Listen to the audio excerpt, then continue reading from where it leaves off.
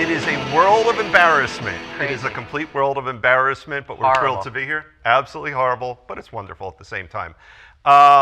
We have a wonderful show in store for us today, but before we get into that, first of all, like I do every week, I want to thank the great folks here at Riverview Studios. If you have any filming needs at all, come to the studio, check out the interior, walk along the Delaware River for the exterior. It's beautiful here, but more important than the facilities are the great and talented people who work here. It's just a wonderful, there we go. It's a wonderful facility. We've had some fun here today. You guys got to watch a horrific video. We have a dear old friend, at least of mine and of many people who watch the show with us, Todd Yasui. Todd, thank you for coming. Thanks, Davey. So we have all sorts of things to talk about. You're a TV producer in LA. I can't remember. I've known you for 36 years. I can't remember all the things, so we have them typewritten here. But before we get into any of that, yes, you know our tradition here on Guitar Tales. It has something to do with Bon Jovi. Yes, so okay. we play 6 Degrees of John Bon Jovi. I would guess that you have probably 30 ways to get there. I might have met Bon Jovi, so that would be 1 degree, is that correct? Under our rules, it would be 0 degrees. 0 degrees, okay, yeah. So I honestly don't recall. Okay. And it sounds stupid and it sounds arrogant, but just over the years, I've run into a lot of them, and I'm sure he has done one of the shows I've done. Right. So I'm sure I've talked to him and met him, but I honestly don't remember. But I've met a lot of musicians who probably played with him. So can I have a 0 degree and like a 34th degree? Right, so what we're going to do, we're going to give you an unofficial, written in pencil, winner trophy right now. Take it. And again, there's one person, and I always say this, is one person who could beat you now, and you're 40 miles away in Rumson, so, you know, I'm just saying. Right. So. Okay. So, yes, I might have met Bon Jovi. I don't remember. Okay, so take us a slightly circuitous way there. Yes. Okay. I met a guy who played drums with his bass player once. I don't know. I'm stretching. That's really lame. I'm stretching. That's really lame. That was tired. lame. You're tired. You just got off a red eye. I did. Yeah, I got off a red eye, so I normally look 10 years younger. You could put your glasses on. You were threatened to do that. Let me give you guys a little history. So if you've watched our show before, you hear the really bad outro music. I think it's good drumming. He'll say it's bad drumming. Is Todd. I've known Todd for 36 years. We've played in really not great, but okay bands over the years. Crappy cover bands. Yeah. With 3 originals. 3 originals. 3 originals. Yes. I wrote 1, you wrote 1.5. Yes. I think. So I've known Todd for 36 years, and really a lot of our banter about music was my inspiration to get this show started and off the ground, in addition to my old band with Scott Engel, who's our now publicist. You have an amazing story, and we're going to try to cram a lot into maybe a half hour, 35 minutes of show. We should point out that even though the show is called Guitar Tales, I do not play guitar. Right. I don't play. At all. And you tried earlier. Yeah, I did. Now, But isn't this the truth? Yes. Because I've told my kid, if you know D, C, and G on the guitar, you can play literally, probably, 50, 60 old rock tunes. I just saw Knocking on Heaven's Door? Yeah, my old band did that. I saw something on YouTube with Ed Sheeran on an interview show, and he said, I will play any pop song in the world in 4 or fewer chords, and they started challenging him, and he did it. Right. I want to start right now for our backstory. You have a very old and weathered 36-year-old index card with you. I do. So I guess I would have been 19 in college at George Washington University. And my roommate and I was trying to learn to play drums. I'd never really played. Warren, my roommate, played bass, and we were like, we should try to get in a band together. And the joke was, I said, well, dude, I am no Neil Peart. I cannot play drums. I'm just learning. I can do basic Charlie Watts, but I can't do anything like Neil Peart and everything. And that became a running joke. I said, oh, these guys, someone's going to expect me to be good. And I look at this thing, and it says, musicians, exclamation point. And I like how you wrote in parentheses, we have access to PA, in parentheses, which, by the way, I think was bull. It was, but we used yours. Yeah, because you didn't have one. Yeah. But it says 2 guitars looking to form or join band, tasteful classic dance music and originals. I didn't write that. Dave Hendricks wrote that. Prefer musicians with integrity, and you underlined integrity, or Dave did, the other Dave. All that is now necessary is bass and drums, but keyboards can certainly be checked out. No Neil Peart's need apply. and then, of course, call Dave Cohen and Dave Hendricks. Right. So I look at that in the Student Union building. I pull this off. I come back to my roommate, Warren, and I'm going, hey, Warren, we were looking for 2 guitarists, you know. They're looking for a bass player and a drummer, and I read him this thing. I go, no, Neil Peart's need apply. That's me. I suck. And so we called you. Right. And but he didn't believe it. He didn't believe it. He thought it was a joke. Because it's such a coincidence. Which is why I pulled the card off of the bulletin board. One is I didn't want you to find another bass player and drummer, and 2 is I wanted to show my roommate and go like, hey, look what I found. What a coincidence. And he was like, yeah, funny, you wrote that. I'm like, no, I swear I didn't. So we called you. We were at George Washington University. If people that don't know that university, it's an urban university right downtown DC. Right. There's no space anywhere to practice, to keep instruments. And I used to keep my crappy drum set taken apart in my closet. I don't know if you remember this. You guys came over to our place because I'm not bringing my drum kits, loading them up and carrying them piece by piece across campus. So you guys came over, and do you remember the first song we jammed to see if we were compatible? I can't believe you don't. Stones. Squeezebox by The Who. You know, that was cheating on my part because I did that in my Delaware band before I had transferred. Well, you guys told us, like, hey, let's try Squeezebox. So anyways, we played Squeezebox by The Who, and I think I was singing and drumming at the same time, and that was how we started up our little cover band. We didn't take you away from the drum kit and put you in front till senior year. Correct. We had 3 iterations of our band, right. And the video that we were just horrified by, but kind of fun, that was the Thurston Block Party. No. The was video it the Madison party? No, that was a KitchenAid party, which was a benefit I organized in college. It was meant to be a nice, heartfelt gesture, but I also wanted to have a reason to have a concert at school that we could play at. And it was an alcohol-friendly concert. It was a blast. It was a blast. But we were truly a horrible cover band. I mean, we were good for college to play at frat parties, which is what we did. So eventually, like many, many bands in college, we were fortunate enough to run into those guys. I don't even remember what fraternity it was, but they allowed us Kappa Sig. No. The Delt House. Was it the Delt House? So Delta. They were. It was premium. Space was so premium in Right. DC, where we went to school, that they had a basement, and that they had a bar, and they would have parties a lot. And they allowed us, if you remember this, to keep our equipment in their basement in exchange for playing at their parties.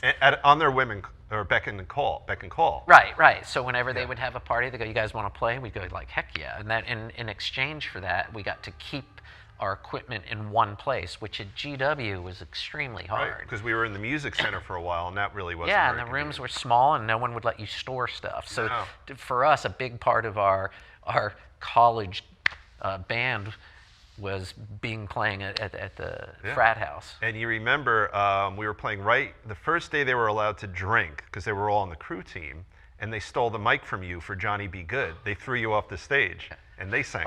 Yeah, they just kind of drunkenly came up and took over the mic, and yeah. So let me do this. Yeah. I want to talk about so we met, right? We met, we had our little index card, we started jamming. Sadly, you've brought pictures with you. I did. So this is one I wanted to show everybody, and that is Dave Cohen playing guitar, and I just want to make fun of the headband. You don't know the backstory of the headband. A white headband, but by the way, this is early 80s, so this would have been, do you know who Mike Reno is? No. The lead singer for Loverboy. Oh, yes. Remember the ubiquitous headband he had? That's not a headband, Todd. You have a thing around your head that might be something else that you're about to tell me. Yeah. What is it? It's not even close to, it's so bad. It's so bad. In high school. Somebody's underwear? It's not quite as bad as that. In high school, I had the poor taste to actually have a mesh shirt that went this far down. It gets worse. And then I wish I had pictures of that. Oh, I'm glad you don't. And the bottom, so it's mesh from the neck down. The bottom was like the band to a pair of underpants. So having no clothes, I actually, at GW, in college, for that gig, took a pair of scissors and took the bottom of a mesh shirt, and then I created a headband. Wow. Well, it worked for you, Dave. Yeah. I mean, you got and the other thing is the leather jacket with the sleeves pushed up. So this would have been around Miami Vice time. And or Rick Springfield. early 80s, Rick Springfield, where everyone wore their jacket sleeves pushed up. Yeah. And that's Warren, our bass player, and that's some girl that we all knew. Yeah. It was our first version of a groupie. Here's another funny picture of Dave that I took here, and look at that puffy hair. You had some hair back then. I had hair. Yeah, I don't know what happened to you. You stayed preserved. I didn't. I was lucky, but yeah, that's you and Warren, and that was at a Thurston Block. That was at one of those parties. Right. Now, this is a bad picture. We have some other ones. Let's look at this other picture. Yeah. There's me at a Thurston Block party. Looking very which was a dorm. rockstars. Well, you notice all the bandanas. Yeah. So back then, it was like bandanas were a thing. We all had some. We have a picture of Michael Bernstein with the bandana. He's got the Our little bass player, ponytail in the back. who we're going to see later today. Yeah. And then, of course, Davey, you're on stage in shorts. Which is horrific. And they're not just shorts. They're non-long shorts. They're like OP or something was like the name of them horrible. or something. They were those literally OPs. shorts. They were But, literally OPs, yeah. Yeah, that was fun playing in a crappy cover band in college. It was. And you know, the whole point of this show is we started this. It's Guitar Tales. It's, you know, yeah, we could listen, and we'll do it later in the show today. We'll hear the tales of famous, successful musicians, but there's a backstory to people whose lives have just had amateur and more so, because we've had on the show, we've had very successful musicians, but the root of the show are the stories that you might not have heard. That's what Scott Engel always talks about. You know, the tales of guitar players you might not have heard. Right. And these are stories that are beautiful to us. We share them with our kids who have zero interest in them. Oh yeah. Like I showed a VHS tape of us playing somewhere to my kids, and they were just horrified. No, and no patience for something that has such low production and content value. Right. So. But look, it is all fun, and I've never been in an originals band really. I've always done cover tunes because I can't write, and I pretend to sing, but it's more like shouting. But who cares? This is what I say to people. You know, when I would have someone tease me about, oh my God, you know, like, you're still doing rock stuff? That's so stupid. And I'm like, look, no one makes fun of the guy who goes out on the weekend to play with his company softball team. Right. It's like, he's not playing company softball team because he thinks he's going to play in the major leagues. He's doing it because it's fun. Right. It's like, when I get together with my friends, I don't care how old you are, I don't care how bad of a player you are, when you get a bunch of people together to play music, it's a hobby, it's fun. I don't spend 15 hours on a weekend playing golf. I don't go out and play tennis. I don't gamble. So it's like, what's so fun? Oh, making music, no matter how bad it is. So I always encourage people, I go, don't let anyone ever tell you it's stupid or that it's lame or whatever. Just have fun. That's absolutely you don't go paint because you think you're going to make a living as a painter. You do it because it makes you feel good. Right. And so even now, today, my friends and I will get together every once in a while and let's just make some noise. You have an amazing story that we really have to abbreviate, but you went from GW. Yes. You started working for the Washington Post. You stayed in bands afterwards. Yes. But you end up in LA. Give us the elevator speech version of how that happened. So, yes. So when you and I left GW, 2 weeks out of college, I got a job at the Washington Post, just answering phones, sorting mail. Within 2 weeks of that, of starting, I was a month out of college, the music reviewer for the Washington Post saw me working on a Sunday. There was no one in the newsroom. I was there just in case the phones rang. And he sent me out. He said, I had long hair back then. Right. And he said, do you want to go review a concert? Do you know how to write? Have you ever written before? And I said, well, I just graduated. I've written college papers. He goes, go review this band for me. I don't want to go. And he goes, oh, you're too young. You're not going to know the Mamas and the Papas. And I'm like, I know the Mamas and Papas, right. California Dreamin', John Phillips, everything. So I went out and did that review, and they actually published it. So a month out of college, I got my first review in the Washington Post for music, and from that point on, for the next 6 years, he just gave me every single concert he didn't want to review. So that's where my music tales come in, was there at the Post. But then I moved, I took a dare from a friend, made a call to Jay Leno's manager, cold called her as a dare and a joke. And this is right when Johnny was leaving and Jay was starting. Correct. And so she hired me over the phone to come work on the Tonight Show with Jay Leno as a talent executive booker. So I would book people on the Tonight Show. And you would do the pre-interviews, and it's not just lining someone up. You would Correct, time correct. with Well, I them. got promoted to that 6 months after I was at The Tonight Show into a segment producer. So what you do is you call people up. They have a project coming up, whether it's a band, TV show, movie. You talk to their publicist and you say, hey, come do our show instead of Letterman. Come do our show instead of whatever. And then they say yes, and then you go, okay, I'll interview them before they come on, so Jay has some talking points. So either the bands, comedians, or actors or sports stars would come on the show. I would interview them before they came on the show, find out what their talking points were, and then I would write up the interview for Jay. So that's how I got to meet and mingle with all these people. What a good segue, because I have my notes from you right here. Yeah. Last night you sent me all sorts of great notes. There's so much here, and I know why you wrote it, partly because it's what you do for a living, and partly because there's so much here. I can't possibly memorize all of this. But so in your job as a segment producer, it would be really fun to talk about Bobcat Goldthwait and all the crazy people you've had on. Bobcat's the name. Yeah. Yeah, there were a lot of crazy. Because I went out and I watched him burn Oh, you Jay's came couch. to visit me when Bobcat was on the show. When he burned his couch. Right. I watched that live. But anyway, and there's a million stories there, but Yes. here you are on Guitar Tales. The quantity on this list, we won't be able to come anywhere near the full breadth of this list, but you have interacted with some amazing musicians, guitar players, and otherwise. Yes. So there's a story behind all of them. I have a partial list here, and it's crazy. Just give us anecdotes as we go through them. You know my favorite. I just hit my mic there.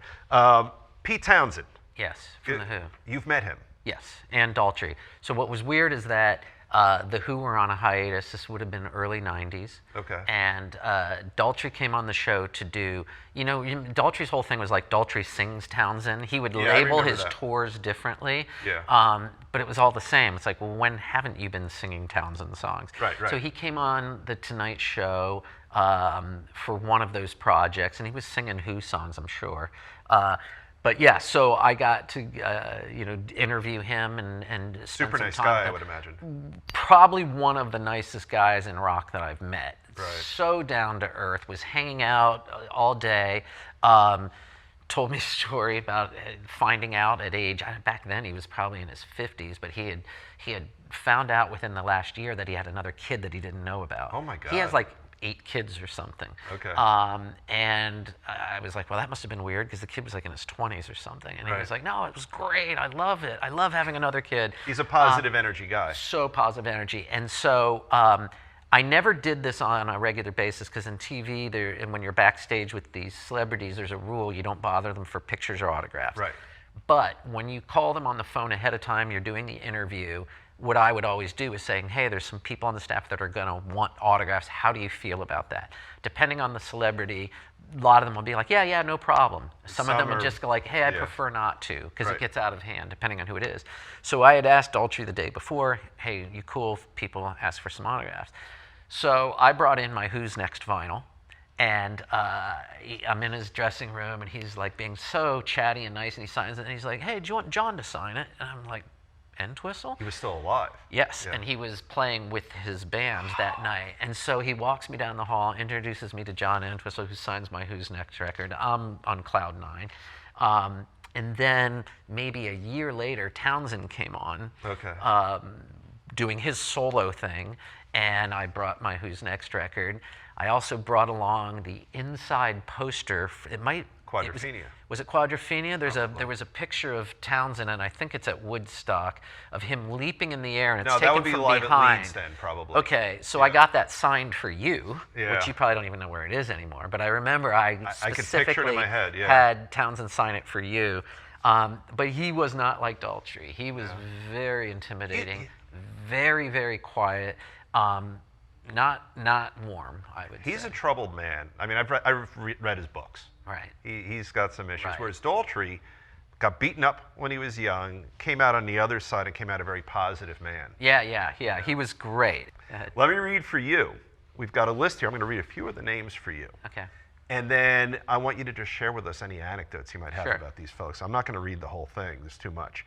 Robert Plant, Rod Stewart, Heart, Kiss, The Scorpions, Ted Nugent, Iggy Pop, Cheap Trick, Joe Cocker, Ringo Starr, The Band, Moody Blues, Phil Collins, Sting, Lou Reed, Snoop Dogg, Ray Manzarek, Ozzy, Meatloaf, Dave Crosby, Graham Nash, Little Richard, Brian Ferry, Ray Davies.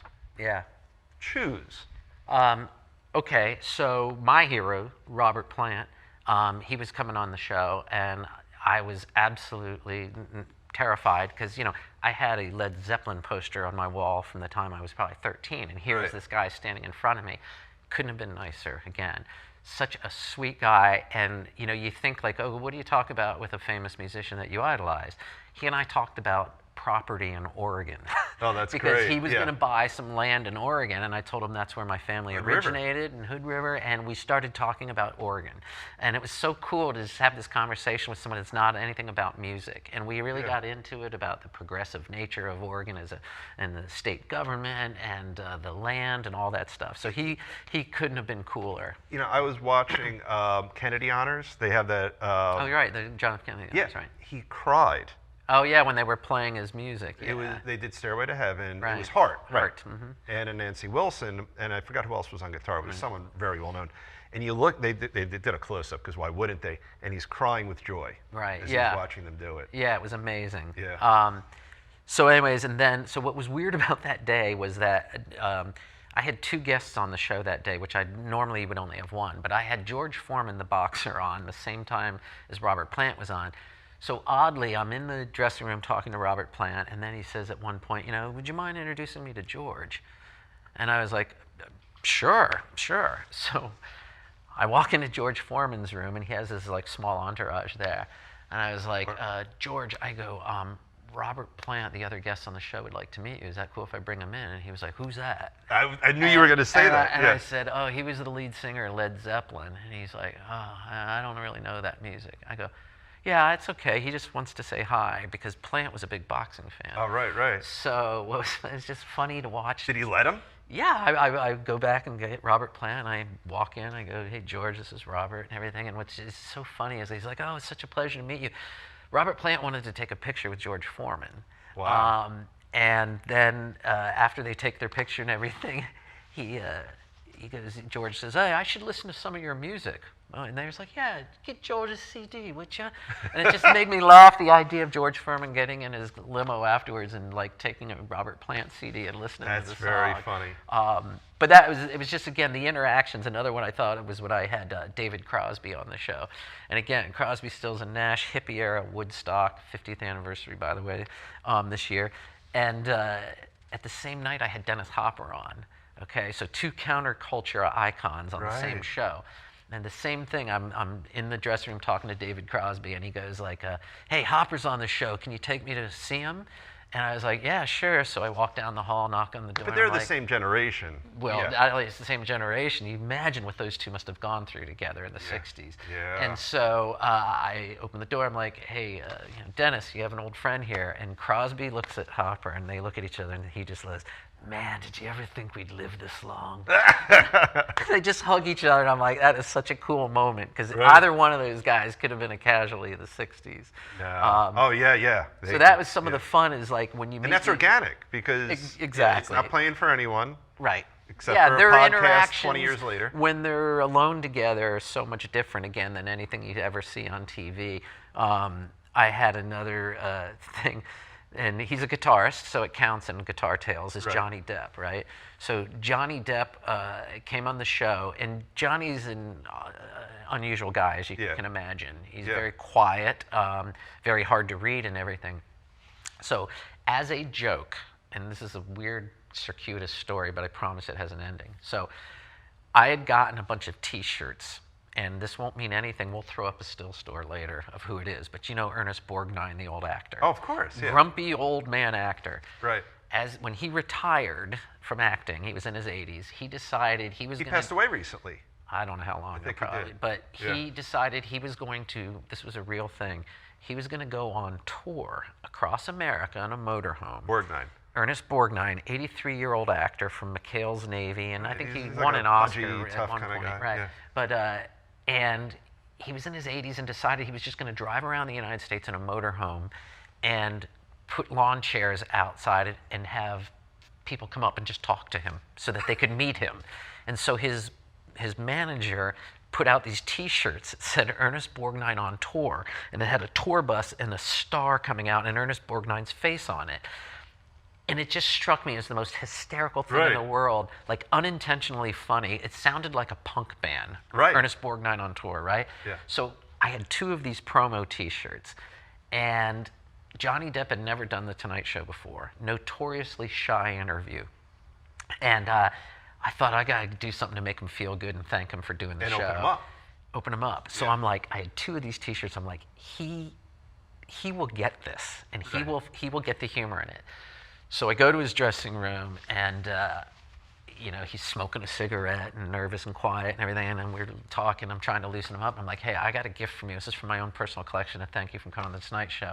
I don't know, I think it's hilarious. And I give him the T-shirt, and he puts it, and he takes it, and he looks at it, and he puts it down on the couch in the dressing room, and he sits there with his cigarette like this, looking at it. And he's just looking at it, and he just goes, that's fucking genius. And I was so thrilled that he liked it. Because it could have gone in any direction. It could have gone like, what the hell is this guy giving me? And he was so mesmerized, and then just goes, this is fucking genius.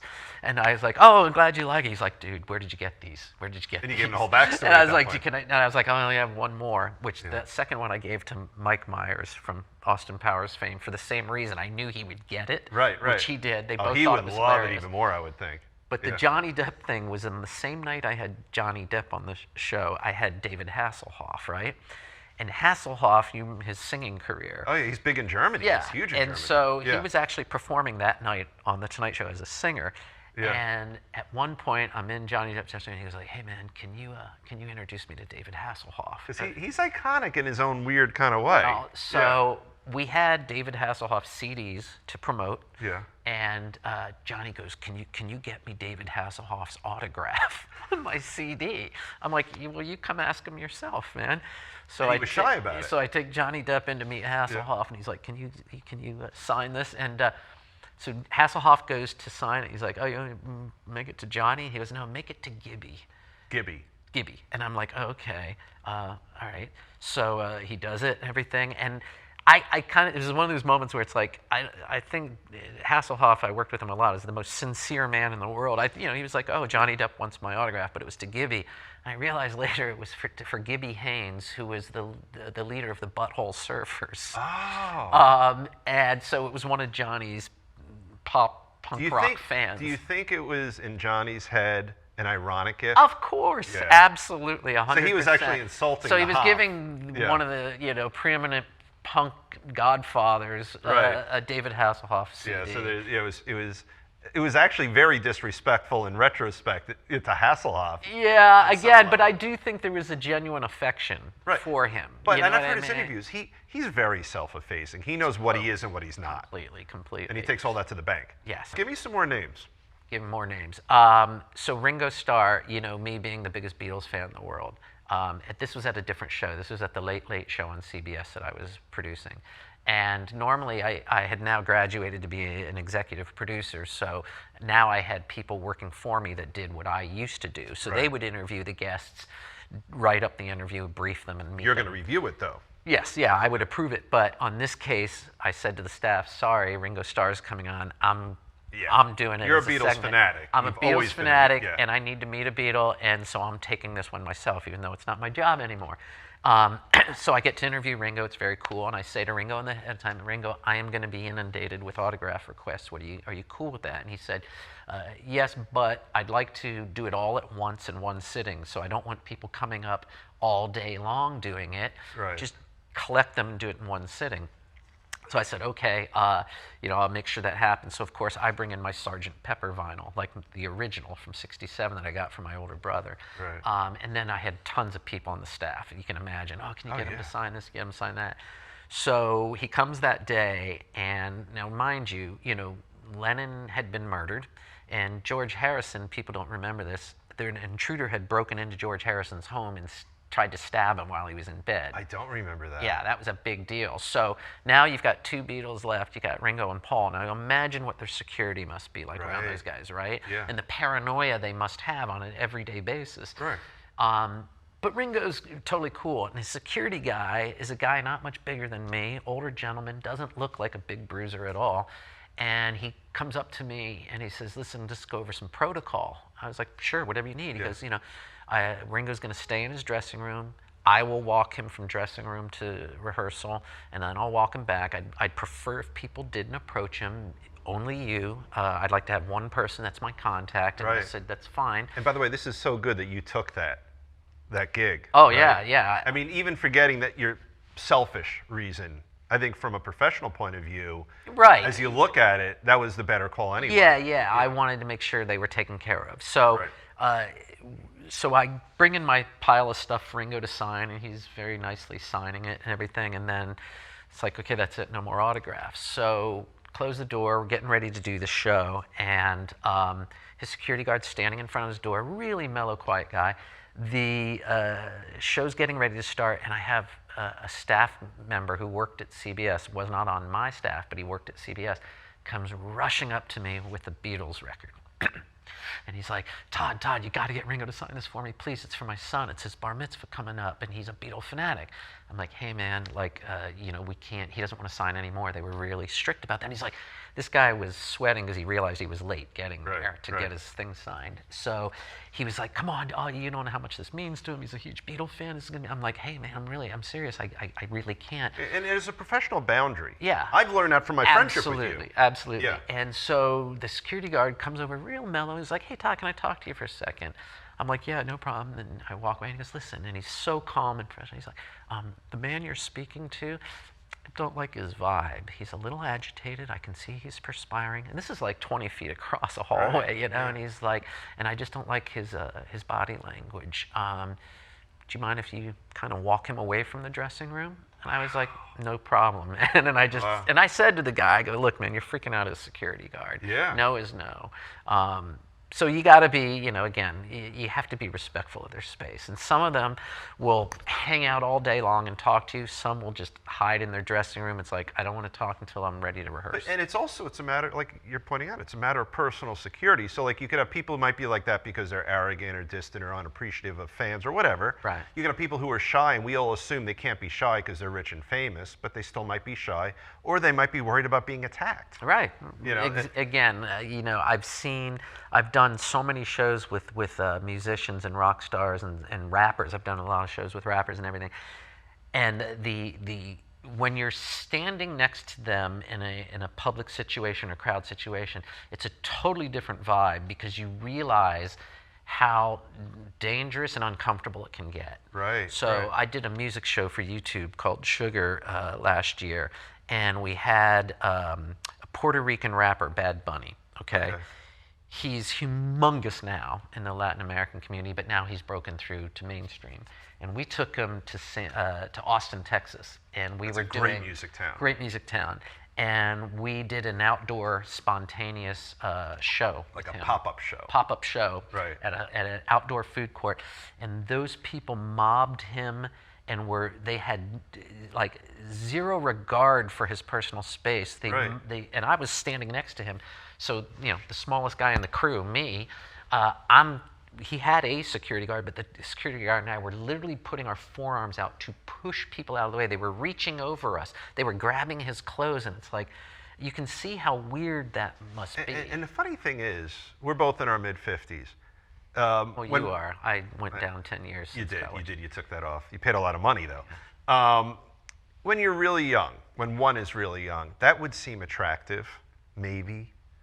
I look at that and I think I would never want my life to have ever gone in that. I would not be envious on any level to living that kind of life, no matter how much adulation, no matter how much it fed my frail ego, right? No matter how much money it put in the bank, I would not want that life. Right. I don't think that would be a satisfying life. Yeah, I mean, you literally cannot go anywhere without being stopped. Right. Or bothered, or the selfies. It always shocks me, having been around so many celebrities, just how bold people are to go up to them. Right. And I worked with Jay Leno for so many years, and he was the nicest guy in the world, and it didn't matter. He would sign every autograph, take every picture. And then I've been around others that are just like, once it starts, it never stops. And it's true, they can't get out, they can't move from point A to point B. And so what I like about what you've gotten to understand, live, and experience really is that you will see the persona, right? But then when you're doing the pre-interview or as the executive producer stepping in on a pre-interview, you see the human side. I think we as consumers of entertainment stop seeing them as people. Yes. And I think it's easy to do. There's probably some latent resentment floating around. They're famous, they're wealthy, you know, they have all the extra benefits in life that we don't get. But you see those two different versions of them. And you have to, because you see it. You see them as people.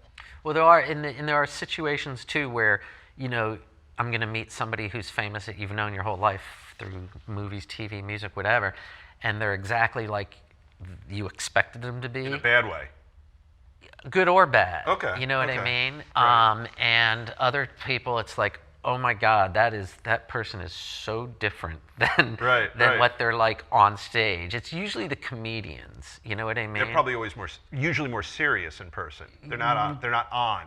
Definitely. Well, again, it's weird because there's those comedians that are the exact opposite of the way they are on TV, and then there's the ones where they're too on all the time. Right, I won't name names, but I worked with a really, really, really famous comedian, and he just would not turn it off. And Because we were trying to do business. It's like I'm trying to produce a show, and so my whole thing was always like, while we're riffing about what the show is going to be, I'm not going to laugh at all your jokes, but it's not because I don't think they're funny. And I'll say this to them. Yeah. It's like I'm taking notes and thinking how to execute that. It's positions on the stage. It's how long you want the first segment shorter than the and like, wait a minute, should we show the picture there? We should hold it later. Should we do? So I'm thinking, and so I've worked with some comedians where I'm just kind of like straight faced, and they're performing in the pitch meeting and stuff, and it's like it's weird because you start laughing, and my friend, one of my writer friends, and I had this famous comedian we were working with,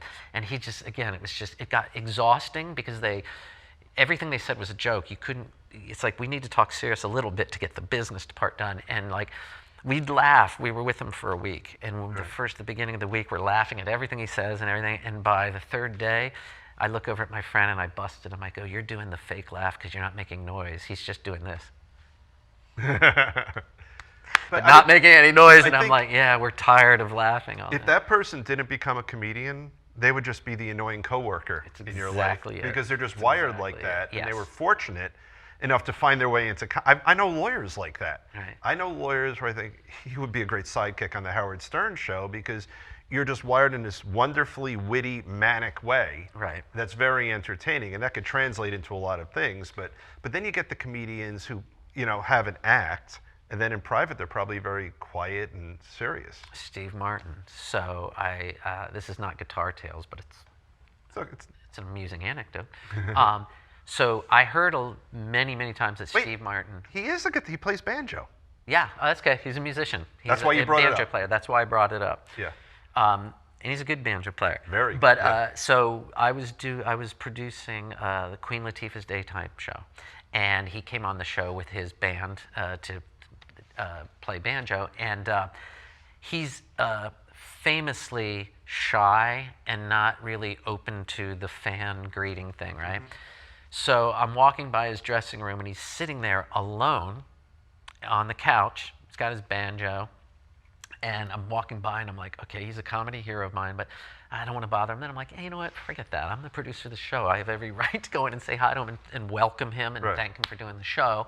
And so I go to the door, and he's sitting right there, and I kind of knock, and I go, hey, Steve, I'm Todd. I'm the producer of the show. And I start walking towards him, and I swear to God, he pulls a fake one of these.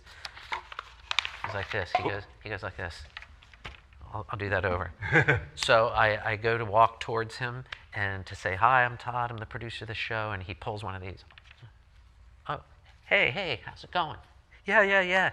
Okay, And so I just go, okay, and I back out the room. But what he doesn't know is I can see his phone is on lock. So Steve Martin totally dissed me with a fake phone call. That's great. Because he just didn't want to deal, and I get it. Yeah. I get it. I'm like, all right. And he's a very cerebral guy. Very cerebral, and he seems like a kind man, too. But, you know. Yeah. But the musicians then are different because they're not trying to be on with their thing. But what I did notice is a lot of the musicians are just much quieter. And again, some of them got into music because they weren't great interacting or talking. Like Lou Reed was not a talkative guy at all. In fact, kind of a little surly and grumpy. I would think. Right. So that doesn't surprise me. It doesn't surprise me either. So that's what I was saying about the time where somebody is exactly like you think they're going to be. Like, right. The guys in Kiss, one of them is incredibly warm and nice and welcoming. And that would not be someone named Gene.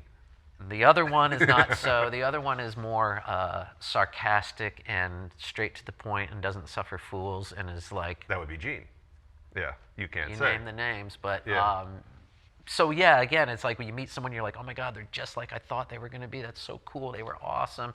And then other ones where it's kind of like, oh, they're an asshole, Wow. and it kind of disappoints you. It's like, oh, that was my hero. There's an old saying about be careful when you meet your heroes. There's a whole thing on Volume. They have a show like that. Oh, really? Oh, it's great. It's fabulous. And there's I forgot the title, but it's something like that where they talk about that what you just said. You should be a producer.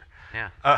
But they talk about whether you were either you found everything you hoped for in meeting your hero or this incredible level of disappointment. Right. And I don't think it's Eddie Trunk. It's it's one of those kind of shows. But they're the guys again that you expect to be like they are. They've done so much media interviews that you kind of know them already. Like Rod Stewart and Sting. When I worked with Sting, he was so funny because he said, listen, he came to the show and he's like, I said, Sting, you didn't do a pre-interview with me yesterday, so I have to do one today before the show. And he's like, yeah, don't worry about it. And it's like, I've done this a million times, done a million interviews. I don't need you, punk. But I had to. It was my job. And so, you can get in trouble if you don't. Yeah. And so after rehearsal, I watched his rehearsal. And I'm like, Sting, is there any way you got 2 minutes to sit down? And he's like, who are you again? And I said, I'm your segment producer. And he goes, segment producer? What the fuck is that? And I go, that means I'm doing your pre-interview. He goes, I don't need a pre-interview. I was like, oh, okay. And Rod Stewart was the same. He was like, I'm not doing this. And this is the day of the show. And I was like, well, Rod, I go, it's fine. I just, like to have the host be able to have some bullet points for you. He goes, you don't need bullet points. And so the host of the show was like, no, give me something. I need just something. So I wrote up this thing about Rod Stewart. And the notes are on the host's desk. And it was Leno, and Leno's interviewing Rod, and the first question, I had read something about his pets in his house and how it was bugging his wife, and so I gave it to Jay because it was a funny little anecdote for him to tell, and he just goes, what are you looking at? He pulls my notes off Jay's thing, and he just goes, throws them. He goes, you don't need those. I was like, okay, well, there's a day's work, but, Oh, that's funny. Yeah. But that makes for good TV, too, because it created... Absolutely. Even the absence of you coming up with the fake notes, you wouldn't have had that great moment when he was ripping that up and creating some great TV. And then Ted Nugent was another guy who was exactly like... So he's an asshole. Well... Look, let's just take the politics aside. Yeah. He's when musically generous. Yeah, but my meeting with him was really weird because what had happened was I was working on a late night show with Magic Johnson, the ill-fated, horrible late night show. But at the time I was also trying to create shows, and I read an interview with Ted Nugent, and it wasn't about the political stuff. It was just him being outrageous. Yeah. And I just went to my agent. I go, Ted Nugent is such an outrageous talker. Like, I'd love to try to do a show with him. God did not give him a filter. No filter. Yeah. And so my agent hooks it up, and like I write up this idea of a talk show with Ted Nugent and everything. And she hooks it up where she's like, okay, Ted's going to be in L.A., and they'll meet with you, but he's only going to be here on a weekend. And I go, I'll have a barbecue, and he can come to my house for a barbecue. And so she's like, okay. So me and my friends, I'm like, hey, guys, want to have a barbecue with Ted Nugent? And we just had a small 10 people or something. And you made it all vegetarian, I'm sure. Yeah, I got the meat out for that one. Yeah. And it's just so surreal to have him coming to my house, and he's sitting in the backyard, and we're sitting at a picnic table in my backyard, and he's eating corn, and he's got like this bushy mustache, and he's like, hey, Todd, this is some good corn. And like my childhood self, again, my adult self with the politics, double life, gonzo, cat scratch, my childhood self is going like, Ted Nugent's sitting here and eating my corn on the cob in my house. Like, I had a poster of him when what is he doing? What am I doing here? And what is he doing here? So there's a lot of those moments where it's like I said, with Robert Plant, I was like, these are people I worshipped. And I can't believe I'm talking to them. And it doesn't, I know, because I know you, it never goes away. It's doesn't. not like you've been in the industry 27 years. 27 years. I was going to say 25. 27 years. And you'll still have the same childish Absolutely. looking, childlike, not childish. You know, here's the thing too, is I always say to people is once that goes away, it's time to get out of the business. Because I do have a lot of friends who are very cynical about it and they're like, who cares? And it's like, no, I come from a small town in the middle of nowhere, you know, Williamsport, Pennsylvania, never dreamed in a bazillion years that I would be working there. It just wasn't even a concept to work in Hollywood. So I still, when I'm there, I still pinch myself and go like, I can't believe I'm sitting here meeting a hero of mine. Yeah, I would, again, sometimes disappointed, but most of the time like, wow. But even when you're disappointed, that's educational. Yeah. You know what I mean? You know, a negative experience is a good experience because it just helps you understand the human condition. Yeah. You might actually find yourself having empathy toward someone you used to think led this wonderful life, and you're like, wow, this person's locked inside this really bad place.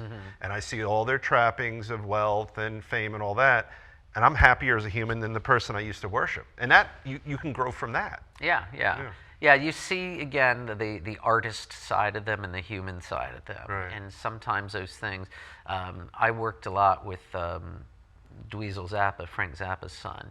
And Dweezil's a very quiet guy.